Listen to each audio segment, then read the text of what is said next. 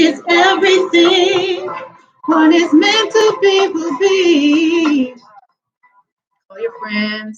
After winter must come spring. Change it comes eventually. For everyone who struggles in their youth, who won't accept deception instead of what is truth. It seems we lose the game before we even start to play.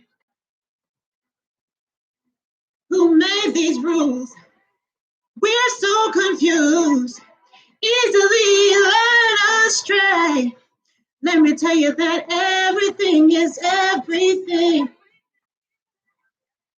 Everything is everything. After winter must come spring. Everything is everything. Philosophy, possibly speak tongues. Well, I'm not going to rap for you. From the beginning, hey, hey. Slipping in the ghetto on a dirty mattress. More powerful than two Cleopatras. A Nefertiti. Take it to the Serengeti. Like the Mana Sister Betty. Then come down for a little conversation. Fear no human being. To Nassau Coliseum, where hip hop meets scripture into a positive picture. Is everything what is meant to be will be. After winter must come spring. Change it comes eventually.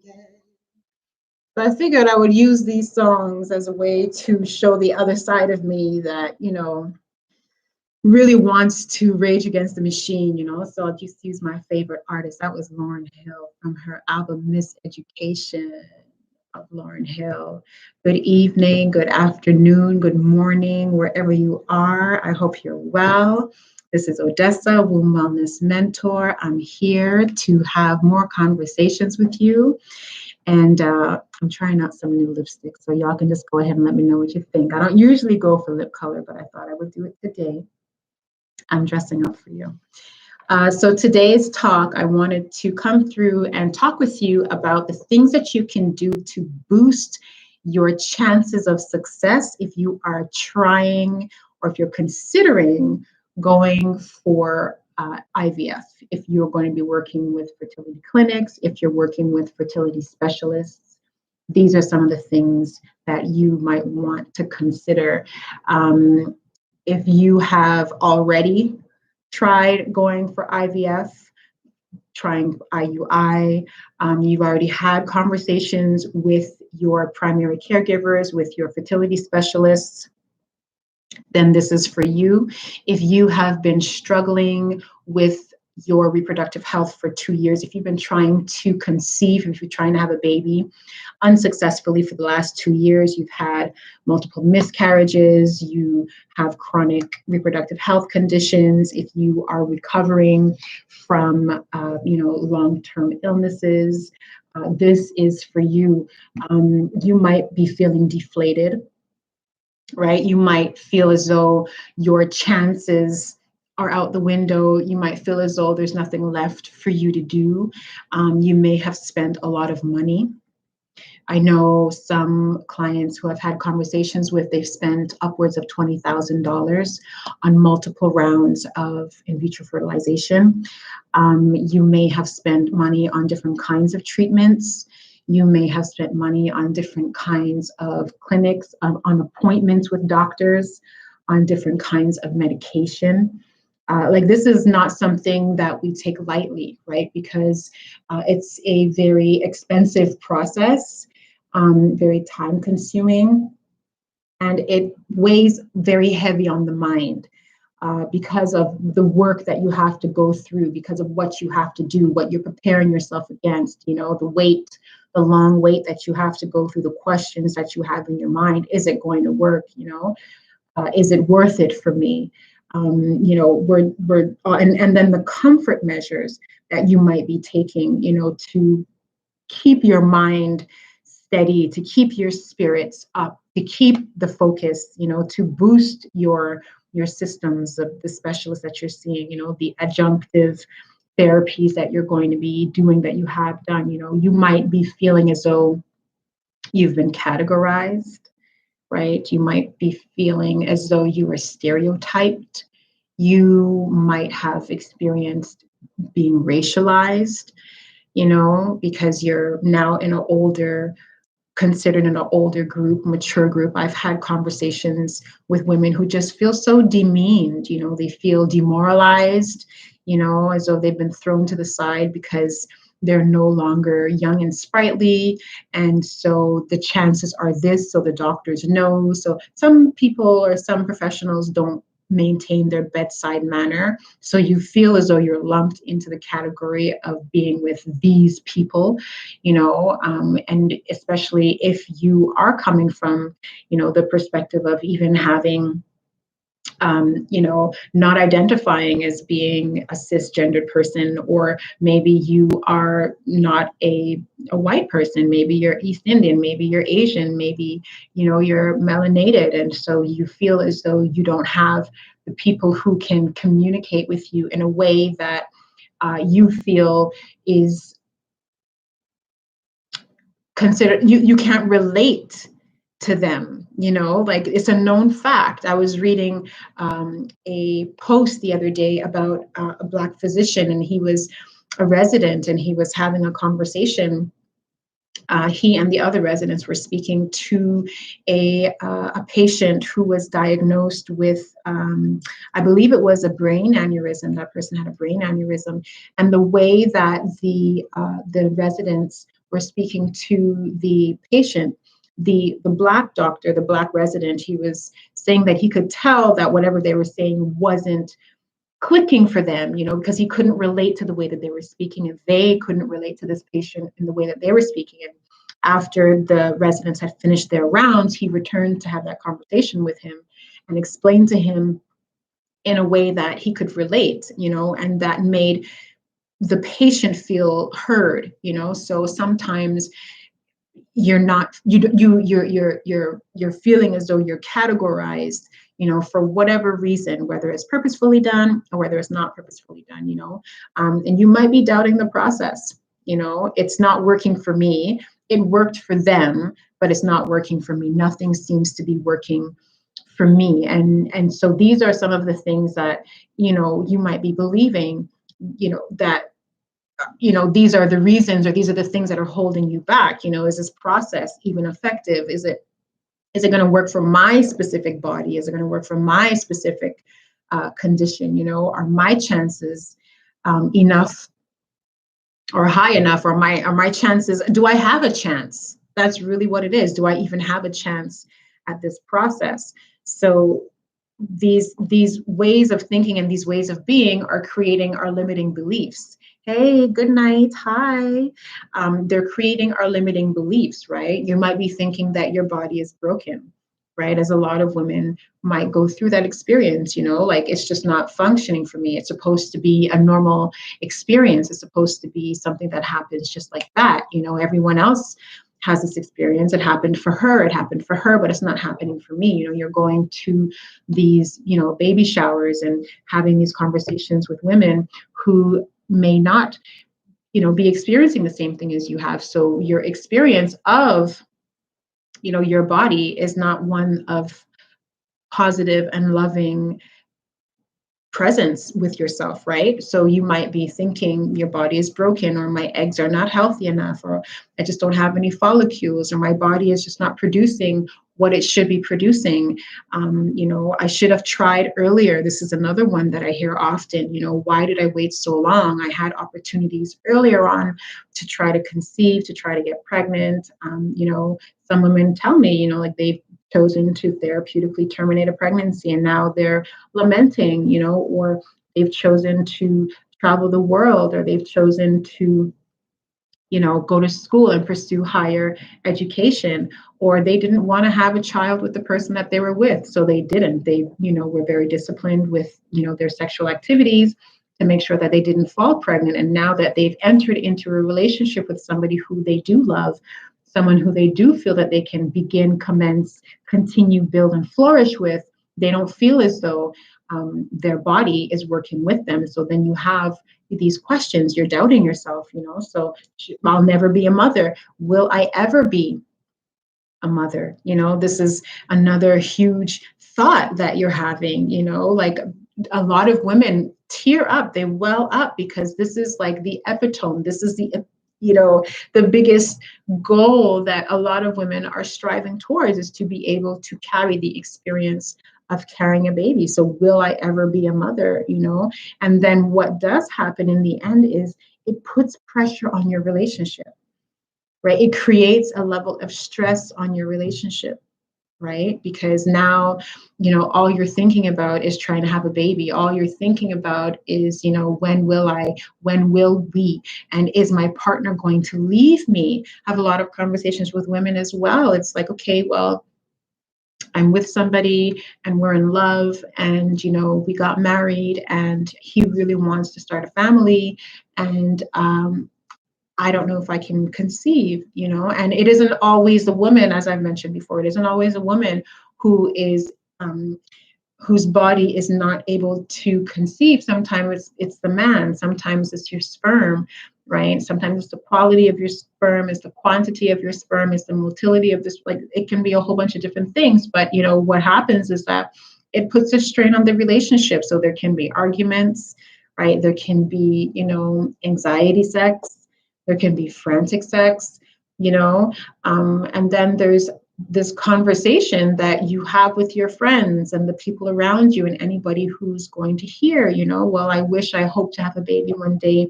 I think about it all the time. And so you're, having these conversations with all the other people around you about what it is that you want, and what it is that you hope for and you're striving for. And, you're giving your burdens, or you're sharing your thoughts with other people, thinking that they're there for you. And sometimes people can't do things for you, greetings, good night, thank you so much. Sometimes people can't do anything for you but listen. And sometimes even in that listening, you might feel as though there's a judgment that's coming back, to you. And I've had conversations with friends of mine who have been like, I wish I didn't speak so much to people. I speak to, a couple of folks about it, thinking that they're going to support me on this journey, but in the end, they're just doubting me, and why am I spending so much money, and why am I making the decision to do this, and, do I think it's going to happen? And so people might be planting more seeds of doubt inside of you, or maybe they don't even say anything. Some people, you go to them and you share your stories and your woes and your deepest thoughts and feelings, hoping that you're going to have sympathetic and an empathetic ear, and you're met with a stoic wall, right? Because maybe they don't have the emotional capacity to support you and you didn't know that. Maybe they don't have the emotional capacity to support you and you knew that, but you still hoped, right? Maybe they really want to support you, but they don't know how, So these are some of the things that we're facing, that, women are facing, that create these limiting beliefs. I don't have a supportive group of people around me. My relationship has more stress on it because I'm trying too hard. We're trying too hard, and I'm, focusing and forcing a lot. And a lot of relationships, if do tend to fall apart, and that's the reality. That's a sad reality, because the spiritual and the mental, emotional ability of the couples, of the woman and of the couple, to be able to maintain themselves throughout this process is not there, right? And then you've got your own doubts about, your own limiting beliefs. Should I have? Could I have? What if? Should have? Could have? Would have? So what I really want to tell you, and support you through, is that regardless of where you are on this journey, the first thing that you have to understand is that you have to change your state of mind, You have to change who you are. You have to become the person that you want to be. You have to become that woman, that implementing Ingrid. You have to become, cadence Carol. You have to prepare yourself for the process in advance. And you're just going to hear me saying this all of the time. Prepare for pregnancy in advance for many different reasons. For many different reasons. I mean, first of all, there are so many oops babies, right? And in the case of women who are actually preparing for a chemical pregnancy, who need the support of their doctors, like you can't be going up there to the starting line and you didn't practice, you didn't prepare, you don't have the right shoes. I used to run track. Let me tell you something, and I wasn't losing. I wasn't losing. You know what I mean? So like we're training for hours and we're stretching and we're doing the work we have to do, and we're making sure our bags are packed in advance, and we have our water bottles, and we have our extra pair of socks, and we have our headbands, we have our, we've got everything that we need when we're going to this track meet, because we didn't go there to lose, right? Amen. Because I know you hear me, right? So if you know that you are going to, you're going for your even if your first cycle of IVF, or if your second or third cycle of IVF, we need to stop. We need to stop showing up, and be like, hey, I'm here. What do I have? No, we're not doing that. We're not doing that. You've got to be bullish in your vision. You understand what I'm saying? Because we know that the body is miraculous. The body is miraculous. We have seen things happen, things that are documented on TV, things that we heard from other people, things that we're seeing online, dreams that you're having, inspirations, feelings, deep, deep, deep experiences, right? We know that the body is miraculous, and we know that once you create the right environment for the body, it will thrive. It doesn't matter what illness you have, what sickness you've been dealing with, how long you've had the chronic illness. I'll quote it again. Look, Naomi Campbell just had a baby at the age of 50. She's 50 years old and she had a baby. I don't know if she had any problems with her fertility, right? She could have just made the decision to focus on her career first, which is what a lot of women choose to do, but she was able to do it. Now, if you want to do it, and if you are on that journey, you have to become bullish with your vision. You have to become implementing Ingrid. You understand what I'm saying? You need to stop doing and get it done, right? Oftentimes what I'm hearing is that, I don't have the mindset for it. I need the accountability. Sis, if you can't be accountable to yourself, then I'm sorry, I can't be accountable to you. And no one can be accountable to you.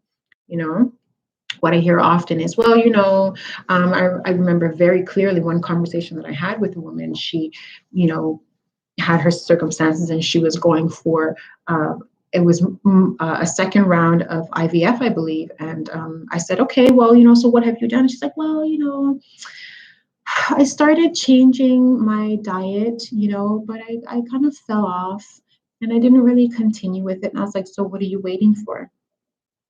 She's like, well, I don't really know if it's going to make a change. I don't really know if it's going to do anything. And I was like, that's exactly what you have to do. You need to get back on it. Doula CCG says self-worth is so fragile. And this is it. It is fragile. It is. So you have to build this up. You have to build this up, and you have to be accountable to this, because if you're walking into this vulnerable situation, knowing that you're working from a state of dysfunction, whatever that is, it's your state of normal, but because it's your state of normal doesn't mean that it's necessarily a state of health, right?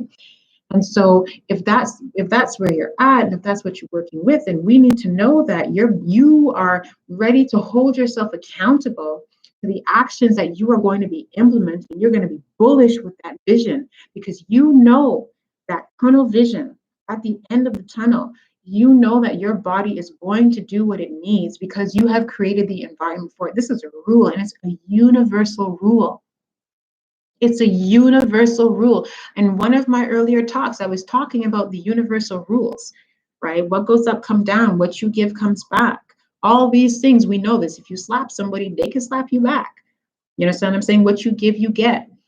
And if you are acknowledging and living by the physical laws of the universe, rest, nutrition, movement, sanitation, detoxification, at the very bare minimum, and you're doing what is specific to your constitution, and you're dealing with the issues in your tissues, and you're holding yourself accountable, and you're cadence is consistent and your implementing is consistent, right? And you're working on your mindset and you're working on the authority of your mindset, right? Because we are holding on to these ways of thinking and these ways of being, and we're perpetuating these levels of belief based off of our own levels of belief, these crystallizations of circumstances that we decided that this is the truth, right? These thoughts and beliefs that are driving our decisions. And so we've just crystallizing this and moving with it and living with this and believing from this.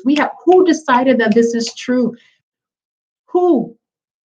So you have to go back into that, right? And as Dula Cece said, your self-worth is so fragile. So we have to decide who decided that? And let's undo this. Let's look at this differently. Let's build this up again, because I need to be more than what I am. I need to start acting right now like the person who has achieved, who has arrived. That's who you have to become. You need to be like a locomotion, a locomotive train. I think I can, I think I can, I think I can, I think I can. And you're going to have those moments where you're going to feel knocked off. You're going to feel as though you can't make it. Give thanks for those hearts. It's normal. It's normal in business. It's normal in school. It's normal in relationships. It's normal in new projects. It's normal. Especially when you're dealing with the unknown, it's normal, right? So you have to know that if I'm putting every single thing in place, right? If we bring it back to this track meet, this proverbial track meet that we're preparing for, we're going for the 100-meter race. We're doing 100-meter hurdles. You understand what I'm saying? We're practicing our jumps. We're tired. It's hot today. I didn't remember to bring extra water, but I'm not going to sit down underneath the tree and waste my 25 minutes because I only have an hour and a half of practice. You understand what I'm saying? Like if you know that, you're about to go to the clinic and you're going to have your first appointment with the clinic in July. Listen, we're not starting to prepare in June. You can't do that. We don't want to do this. You know that you had a conversation with the doctor and the doctor was telling you that your follicles were low. You understand what I'm saying? You know that you need at least 3 months. You should be giving yourself 6 months to build yourself up, because when you go into that clinic, you want to be able to hear the doctor say, hey, we're finding more. You have more follicles. And what did you do differently? And in your mind, you were at the track.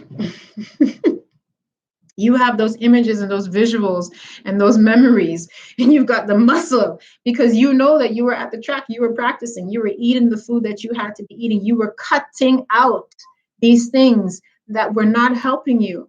You know that you were up in the morning time, visualizing before you went to bed in that theta state. You were putting it in your mind, you were reprogramming the authority in your mind to make yourself successful at this process of building your body up, preparing your body in advance. Guys, this is serious. You have to be bullish in your vision, not in your actions, not necessarily in your actions, because you cannot force the body to do something before it's time, but you have to be bullish in your vision. You have to hold that in your mind. Same way if you're going for a PhD, you're not just going for your diploma. You're not just going for your certificate. You're not just going for your master's, but you're going for your PhD. So this is a long-term goal that you're going for. Maybe we're not just going for a sprint, we're going for a marathon, we're going for the 800 meters, we're going for the 1500 meters. We have to train. We have to train. The same way that you would train a child when it's young to learn how to do specific techniques so that, they don't need you to tell them what to do. It's the same thing with your body. It's the same thing with your body. Once you create the proper environment and you maintain and hold the vibration for this proper environment, your body will start to function the way that it was made to function. You need time. When we're working with natural healing, when we're working with natural medicine, it's a known fact. The way that I was taught, the way a lot of practitioners speak as well too, is if you have had something for 9 years, you need a minimum of 9 months. If you have been sick with something for 15 years, you need a minimum of 15 months of applied work, a minimum. So like when you're like, I remember having conversations with women and they're like, well, I saw someone drink a tea on YouTube and in 2 days their fibroids came out. Sis, that's not me. You're not going to get that from me, right?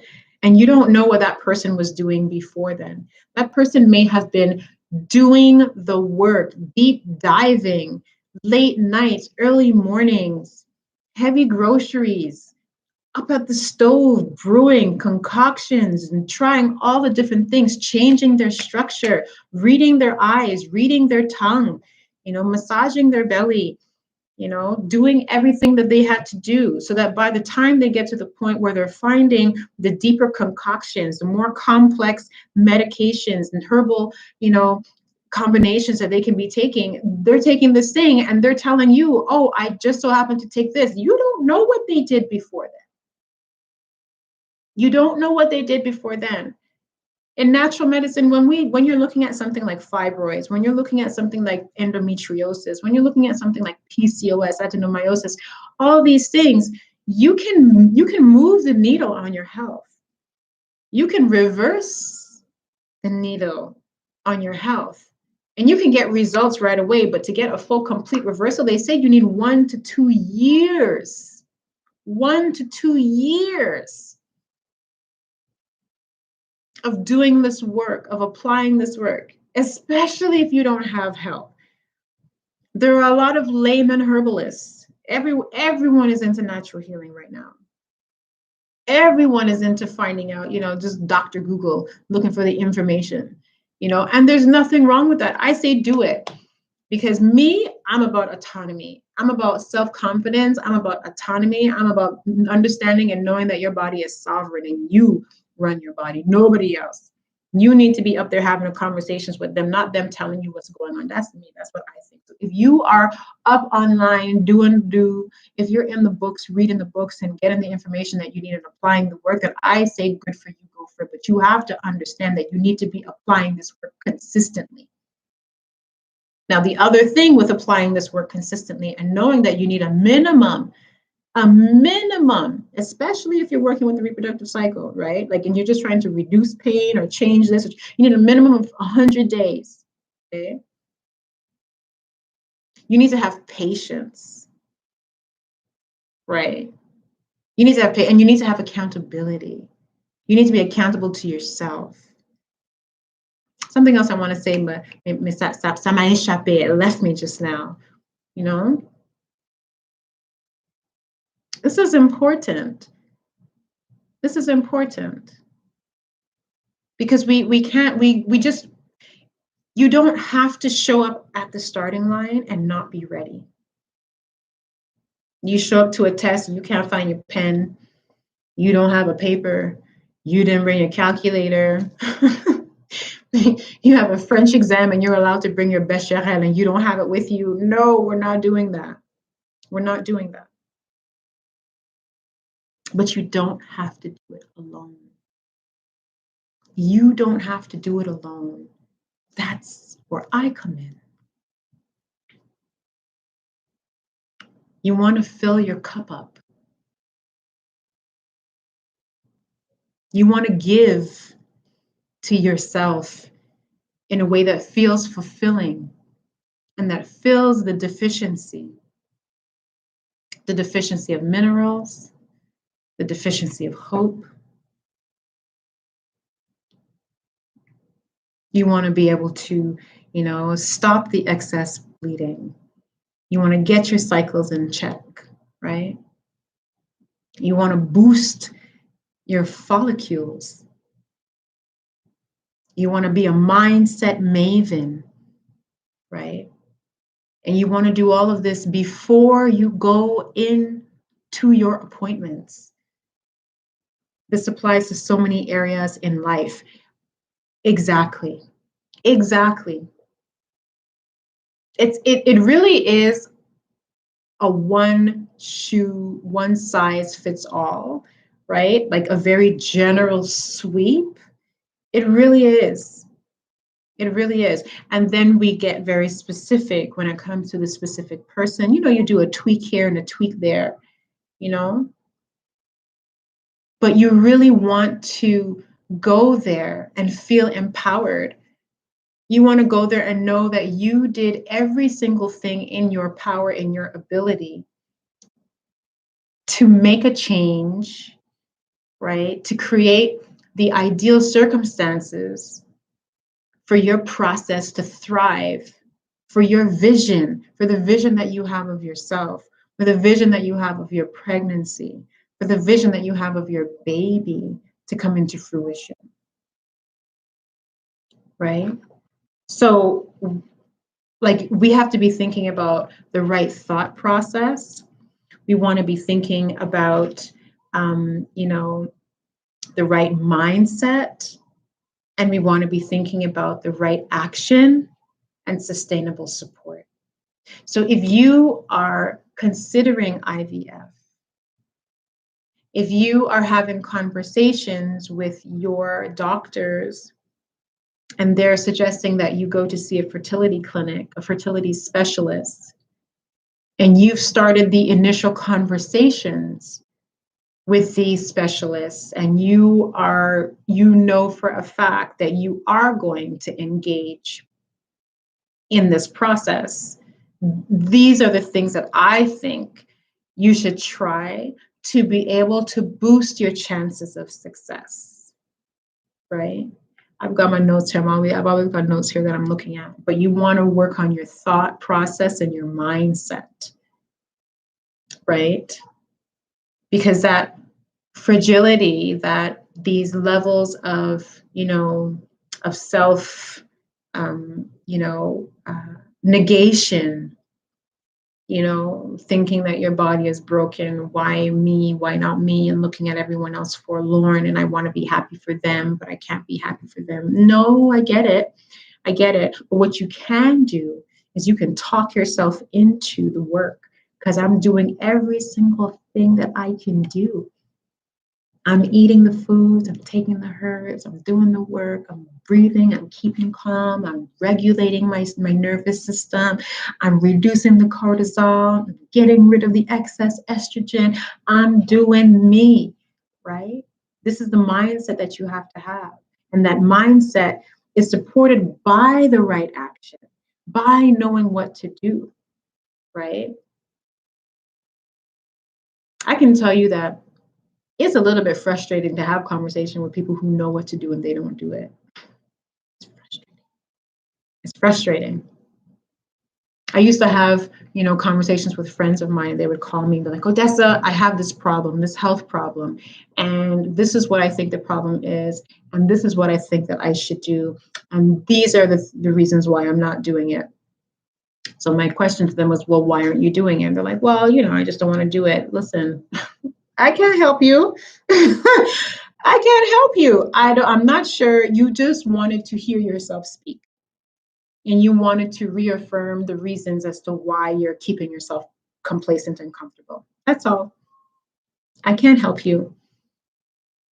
So that mindset of, trying to rev ahead, trying to go ahead, it can only go so far if you're not supporting it with that right action. If you're not moving through the doubt with that right action. If you're not being consistent, right? And if you don't have sustained support, because let me tell you something, the road is hard. It's really difficult. It's possible to do it alone. It's possible to build yourself up and maintain that momentum and continue the cadence, and keep it going. It's 100%, but it's difficult, right? So sustain support from yourself, sustain support from other people around you, from your team, from your family, from your loved one. Yes, my dear. You're going to go to okay? Go ahead. You got to ask Papa. He's right there. Go ask him. My youngest one got away. Right? So you want to be faith-filled, right? If you know that you have been given, can you bye, baby? Bye. If you know that you have been given the tools If you know that you have a protocol, if you have a method, if you've been shown what to do, right? And people have told you that it has worked. You've seen that it has worked for other people. You have to be faith-filled and work yourself towards the line of success. You have options, you have chances, you have choices. Your mindset, your actions, and support, right? When the student is ready, the teacher will appear. Let me tell you, on the journey, right? I've had my own health issues that I've had to deal with, health issues, personal issues, things I've wanted to learn. And that fervent candle, that flame in deep in my heart, right? That I've wanted to learn this from someone, I get support from someone, and really striving towards it on my own, grinding, and feeling like I'm failing, but still getting up and going. And what happens? Eventually the people and the things start to come in and support. Spirit will support you. That faith walk will support you. Because it is possible. It's possible to be successful in every single thing that you do. Failure doesn't mean that it's over. It doesn't mean that it's done, right? And because you're over the age of 30 doesn't mean that you're old.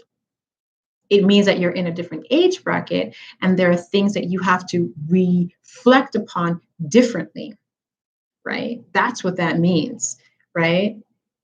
It means that no, you can't be burning the candle at both ends. No, you can't be eating anything all of the time anywhere. You can have some comfort foods, you can do an 80-20 here and there, but you've got to be very considerate about what you're doing. Because when you're ready, and if you've been doing the work, the support will come in and you'll notice and you'll see, wow, things are starting to fall into place because of what I've been doing and building up. So now that I've arrived at the starting line, at the real starting line, like the starting line began from back there when I was doing this on my own. And I was doing that work and I was doing what I had to do and building myself up and, climbing this really steep rock, this mountain, passing through the bushes, doing what you got your machete, you're cutting it out, cut less, you're just doing your thing. And by the time you arrive for your first ultrasound, you know that you've done what you've had to do. You've applied yourself, you've applied the work. And so as you move into the process of being supported by your other support, by your fertility clinic, by your fertility specialist, my clients know that we've spent 3-6 months weekly sending them messages, getting on calls, sending them medicine, talking to them about what they should do, revising the work, So they feel confident. And they know that their chances are higher and the success is there. The work speaks for itself. So I just want to encourage you. I want to encourage you. If you are on that journey and if you are going to go through the process of IVF, IUI, even if you're going through the process of egg donation and you're going to be carrying, that you're going to be carrying a baby. That's what you're striving towards and you're going to go for support. Prepare yourself in advance. Work on your thoughts, work on your actions, and work on the sustained support, being consistent. Let it make a difference. This is exactly what we work through in my 6-month incubator. We spread it out over time, and I'm teaching you how to engage your 5 senses, how to understand the body from a multi-dimensional perspective. When you work with me, that's how I work. I know that there are many other naturopathic doctors, there are many other womb practitioners, there are so many people who do nutritionists, who do many different things. I do all of these things that they do, and I very much include the multi-dimensional aspect of the spirit, understanding what the body is telling you, how the spirit is trying to integrate itself into your experience and into your journey so that you can really elevate yourself and understand your process differently from a different angle. And so we walk through this throughout the 6 months. We use the MAP, the MAAP, we use the MAP, we use the feminine flow protocol, and we use the BOM method. And this is the womb cleanse protocol that I've created, that I walk my clients through to really get them to understand and feel confident, to understand that level of self-autonomy, that feel as though they are sovereign within themselves, to have the confidence to have these conversations with their primary caregivers, knowing that they're coming from a place of knowingness and confidence, that they've done the work and they understand what's happening to themselves, and they've, applied themselves. And so I'm coming to you as a collaboration, right? I'm not coming to you from a place of, I need you to do this for me, right? So if this is something that you are interested in, I want to invite you can click on the link in my bio and you can apply for a suitability call. And once you get the appointment for your suitability call, I'm going to send you an assessment, a pregnancy prep assessment test. And within this test, you're going to be able to see where the gaps are in your process, in your healing process, on your path to pregnancy. And we can talk about that, like what's missing and where you think you have to fill the gaps. And then we can decide from there to see if this program is a great fit for you. I would really love to support you on that journey if this is something that is appropriate for you. So once again, I want to invite you to connect with me by booking a suitability call, or you can come into my DMs and just have these conversations with me. And that's really it. I just wanted to come on and share this with you and encourage you and support you and let you know that everything is everything, and what is meant to be will be. So y'all be well. Take care wherever you are in the world and at whatever time of the day you're watching this. I'm sending you so much love, joy, peace, and happiness. And be well.